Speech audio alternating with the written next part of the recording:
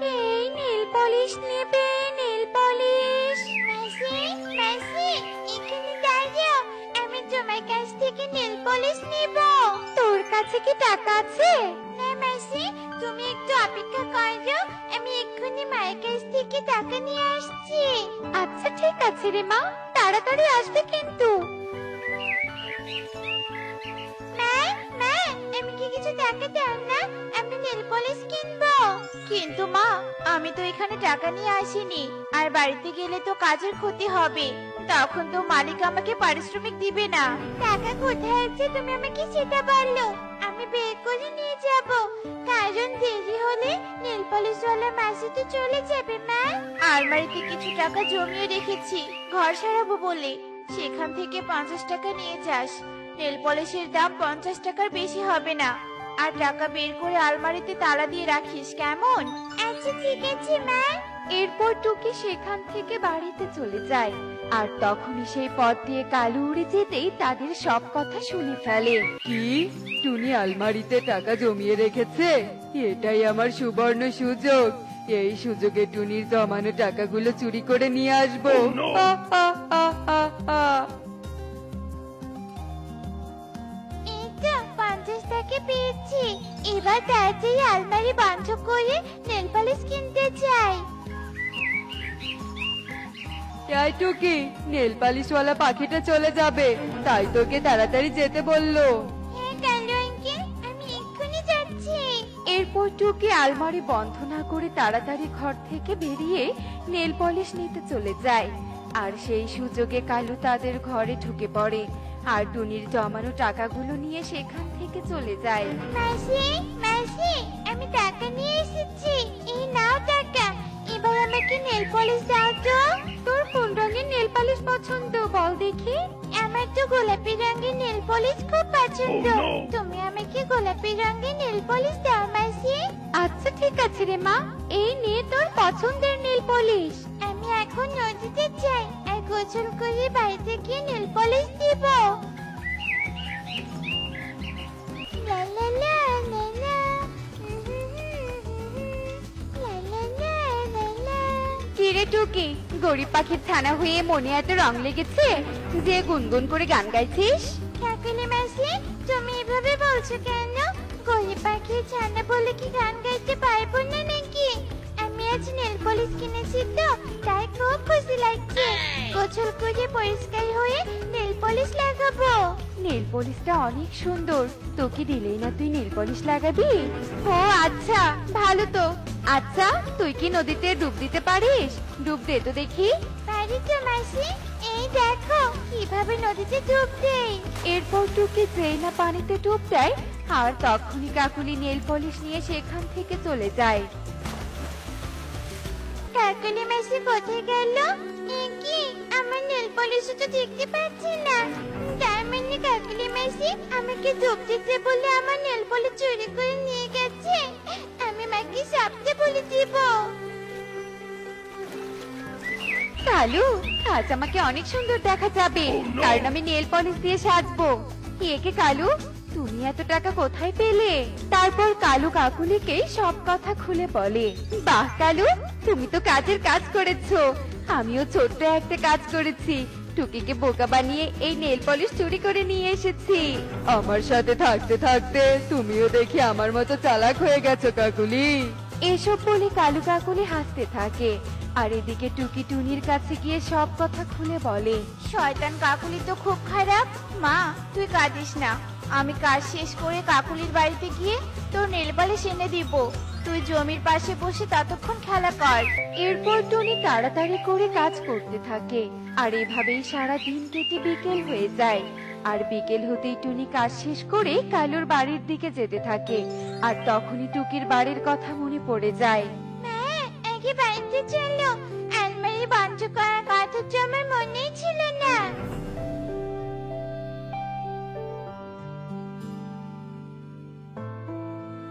এ কি রে মা টুকি, আলমারিতে তো কোনো টাকা নেই, এখন আমি কি দিয়ে ঘরটা সারাবো? ঘরটা ভেঙে গেছে, ঝড় বাতাস হলে মাটিতে পড়ে যাবে।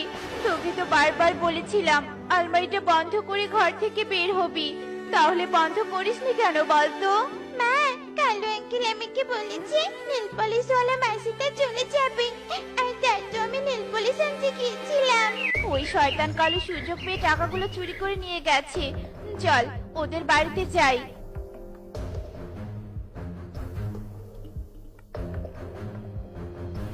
কালু দাদা, কাকুলি দিদি, তাড়াতাড়ি বাইরে এসে বলছি, তোমাদের সাথে আমার কথা আছে।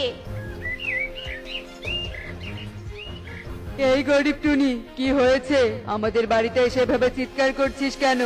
আমি গরিব হতে পারি, কিন্তু তোমাদের মতো চোর পাখি নই। আমার টাকা আবার টুকির কাছ থেকে নেল পলিশ চুরি করে এনেছো, তাহলে চিৎকার করবো না কেন? এক্ষুনি টাকা আর নেল পলিশ আমাকে ফিরিয়ে দাও বলছি। টুনি, মুখ সামলে কথা বল। তোর টাকা আর নেল পলিশ কে নাকি নিয়ে গেছে, সেই দোষ আমাদের উপর চাপিয়ে দিতে আসবি না, তাহলে কিন্তু এর ফল ভালো হবে না। তুমি ছাড়া তো নদীর পাড়ায় কেউ ছিল না মাসি। তুমি আমার নেল পলিশ এনেছো, আর কালু আঙ্কেলও টাকা চুরি করে এনেছে। এই টুকি, আমরা দুজন যদি এসব চুরি করে নিয়ে আসি তাহলে প্রমাণ দে তো দেখি। প্রমাণ নেই বলে তো বনের কাউকে কিছু বলতে পারছি না, আর তোমরাও বেঁচে গেলে। তবে একটা কথা মনে রেখো, চুরি করার ফল কখনো ভালো হয় না। চল মা, আমরা চলে যাই।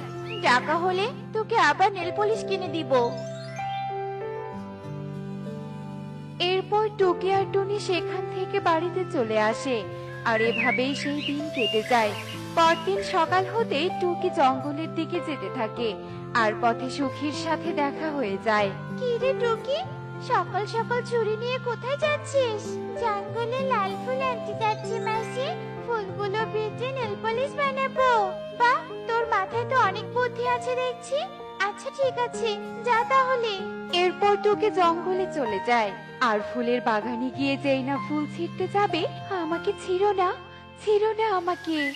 কি ফুল গাছ, তুমি আবার কথা বলতে পারো? আমি কখনো এমন কথা বলে ফুল গাছটা দেখিনি। আচ্ছা ঠিক আছে ফুল গাছ, আমি তোমাকে ছেড়বো না। আমি জাদুর ফুল গাছ, তাই কথা বলতে পারি। আর তুমি অনেক ভালো, আমাকে ছিঁড়তে নিষেধ করলাম আর তুমি জোর করলে না। তাই তুমি সকাল সকাল ছোট পাখি হয়ে এই জঙ্গলে ফুল ছিঁড়তে এসেছো কেন? তারপর টুকি ফুল গাছকে সব কথা খুলে বলে, আর সব শুনে ফুল গাছের টুকির ওপর অনেক মায়া হয়। ওই পাখিরা তো খুব খারাপ, তোমাদের সাথে অনেক বড় অন্যায় করেছে, এর শাস্তি ঠিক একদিন পাবে।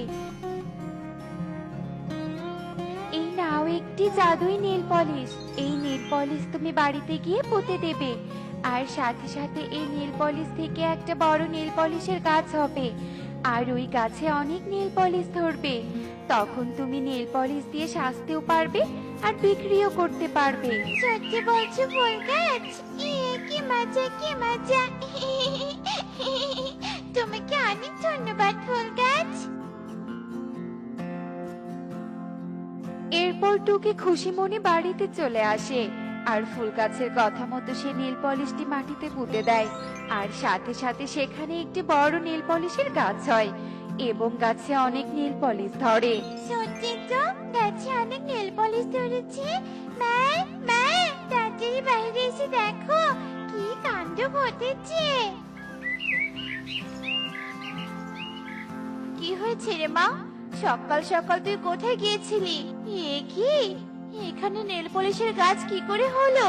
তারপর টুকি টুনিকে সব কথা খুলে বলে।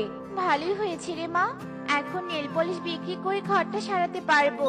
তোর পছন্দ মতো নেল পলিশ ছিঁড়ে নিয়ে হাতে পায়ে লাগা। হ্যাঁ মা, তা তো লাগাবোই। এরপর টুনি আর টুকি গাছে উঠে নেল পলিশ পাড়তে থাকে, আর দূর থেকে কালু কাকুলি সব দেখে হিংসায় জ্বলে যায়। কালু, টুনিতেও নেল পলিশ বিক্রি করে ধনী হয়ে যাবে, তুমি তাড়াতাড়ি কিছু একটা করো। টুনিরা ঘরে চলে গেলেই ওই নেল পলিশ গাছটা কেটে নিয়ে আসবো, তাহলে টুনি আর ধনী হতে পারবে না, শুধু সুযোগের অপেক্ষায় আছি। অনেক নেল পলিশ পেরেছি, এবার চল ঘরে গিয়ে খাবার খেয়ে তারপর বাজারে যাব। এসব বলে টুনি ও টুকি ঘরে চলে যায়, আর সেই সুযোগে কালু কাকুলি টুনির বাড়িতে চলে আসে। আর যেই না তারা নীল পলিশের গাছটি কাটতে যাবে, তখনই জাদু গাছ কালু কাকুলিকে আকাশে তুলে নিচে ফেলে দেয়, আর নিচে পড়ে গিয়ে তাদের পা ভেঙে যায়। ওরে বাবারে, ওরে মারে, কাকুলি আমার পা যে ভেঙে গেল, কেন যে নীল পলিশ গাছকে কাটতে এসেছিলাম, আমারে তো পা ভেঙে গেছে। এখন আমরা কি করে হাঁটাচলা করবো কালু? কি হয়েছে তোমাদের? তোমরা আমার বাড়িতে এসে চিৎকার করছো কেন? টনি, আমাদের ক্ষমা করে দে। আমরা তোদের টাকা নেল পলিশ চুরি করেছিলাম, আবার নেল পলিশ গাছ চুরি করতে এসেছিলাম। তাই তো এই জাদুই গাছ আমাদের অন্যায়ের শাস্তি হিসেবে পা ভেঙে দিয়েছে। আগেই বলেছিলাম চুরি করার ফল ভালো হয় না। তখন তো বোঝুনি, যদি বুঝতে তাহলে এমন শাস্তি পেতে হতো না। তোমরা যখন এখন ভুল বুঝে সব স্বীকার করেছো, তাই আমি তোমাদের ক্ষমা করে দিয়েছি। এরপর কালু কাকুলি লজ্জা পেয়ে উড়ে উড়ে সেখান থেকে চলে যায়। দেখলে তো বন্ধুরা, অন্যায়ের শাস্তি পেতেই হয়, কারণ সৃষ্টিকর্তা ছাড় দেন কিন্তু ছেড়ে দেন না। এমনই সব মজার মজার শিক্ষণীয় টুনি পাখির গল্প দেখতে আমাদের সাথেই থেকো। আর গল্পটি কেমন হয়েছে তা কমেন্টে জানাতে ভুলো না কিন্তু। Bye bye.